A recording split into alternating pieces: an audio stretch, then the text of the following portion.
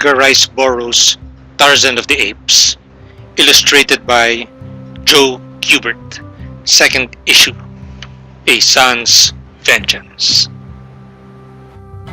A young girl, in search of her father, lost in the trackless African jungle, is told of Tarzan, the man who lives with a tribe of ferocious apes.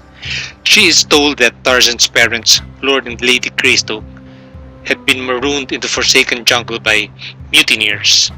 A son is born to the castaways, and Lady Greystoke dies soon afterwards. Kala, the she-ape, rescues the child, even as Kerchak, the ape king, slays the child's father. At the age of 13, Tarzan, whose name means white skin, kills Bolgani with his newfound iron tooth. Kala, his foster ape mother, carries the torn figure to her nest high in the treetops.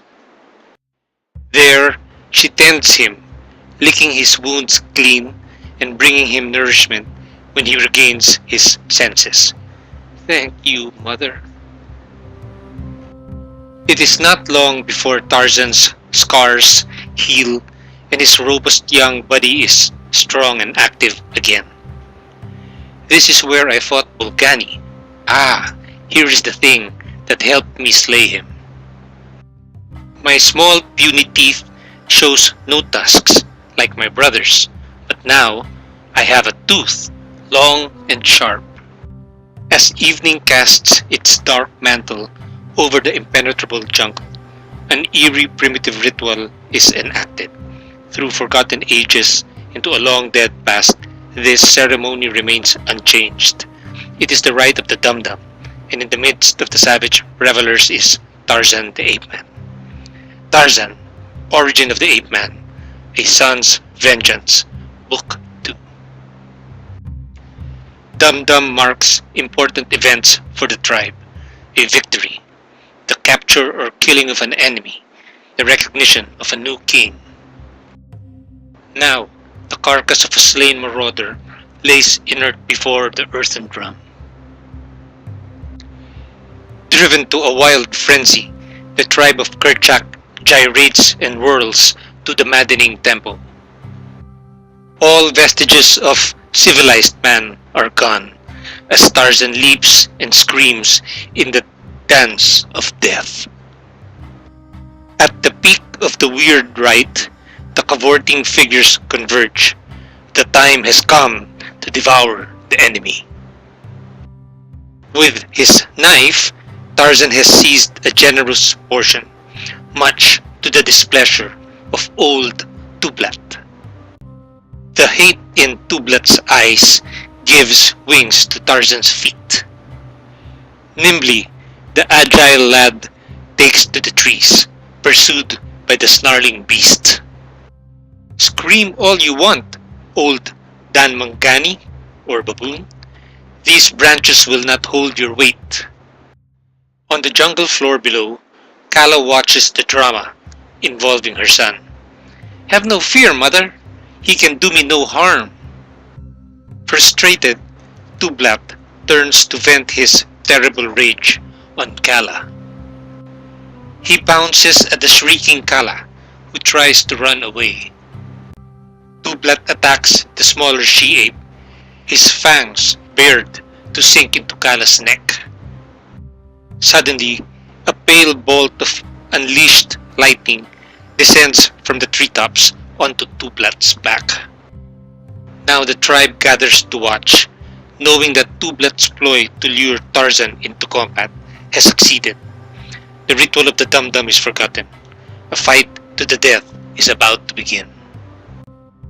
Tublat's plan to entrap Tarzan has succeeded too well. Again and again, the flashing iron tooth strikes, deep and often. All of Tublat's attempts to dislodge the young fury fail as the locked figures roll over and over until Tublat lies dead and immobile, beaten by the young Tarzan. The victory cry of the great bull ape issues from the throat of the son of an English peer, Lord Greystoke. Come, Calla, never again will Tublat trouble us. Now all know I am your son. The night of the Dum-Dum is past, and a new day finds Tarzan approaching the small cabin. Anxiously, he returns once more to examine the strange marks and pictures. I cannot tell what these tracks are, or what animal has made them. Ah, here is a flat thing that looks like me. It has no hair on its body, only an odd skin for cover. Under each of these apes is the same tracks, the same marks. Perhaps these tracks are how they may be recognized, like a name. Here is Numa, and the tracks are different.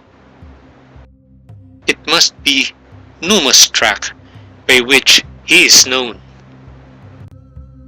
Laboriously, the young Tarzan learns to read a language he cannot speak.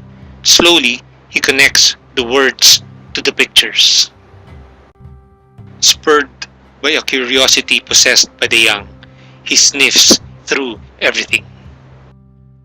I have never seen a stick like this, with a hard black sap. It leaves a mark on my finger. It makes marks on other things, marks like the names of the flat things. Through repeated experiments, Tarzan teaches himself to write a language he cannot speak. Now I know why I am different from my brothers. I am a M-A-N. As he leaves the cabin, a great dark cloud tumbles landward from the sea. Jagged bolts of lightning crisscross down to touch the turbulent waters. The deluge has come. The tropical storm erupts in all its violence. A roll of thunder crash and rain pours down in sheets from the angry skies. Nature screams a challenge to the jungle, uprooting and splintering the giant leaf-clad monarchs of the forest, as the wild beasts seek safety from all the unleashed furies. Terrified, the tribe of Kerchak holds fast against the howling gale, holding desperately to the bending trees.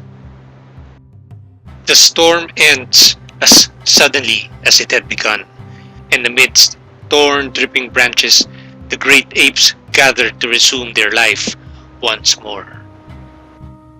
I would not shiver if I had a hairy skin like my brothers.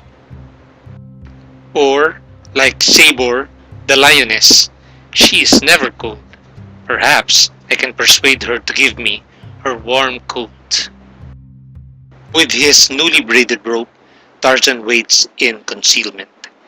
Sabor often uses this path on her hunt. I will stay to greet her. Your hairy skin will soon be mine. Sabor is trapped, but only long enough to tear the grass ropes to shreds. With a roar, she turns on her tormentor, who stays just beyond reach of the razor-sharp claws, and pelts the beast with overripe fruit. Tarzan did not acquire his fur skin, but he has a bold story to tell his brothers. And I have made a stronger rope. Next time, Sabor will not escape me. As Tarzan ends his tale, he notices Tika's admiring glance. She thinks I am brave, and she likes me. Just then, Tog, a young bull ape with whom Tarzan had played as a child, offers to remove a bothersome mite from Tika's shiny fur. Why does she accept Tog's attention when she admires me? I will chase Tog away. Tarzan roars a challenge. Dog accepts.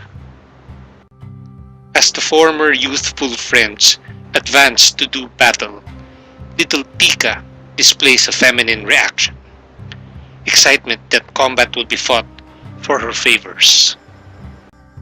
The ring of chattering anthropoids scream advice at the fighters as a silky shadow glides silently out of the forest. A hungry shadow who has no interest in contests, only in food. The shadow's green eyes fasten on the sleek, plump form of Tika. Cheetah attacks, and all the apes scurry in different directions. Dog! Dog! Look to Tika! We must help Tika, or Cheetah will slay her.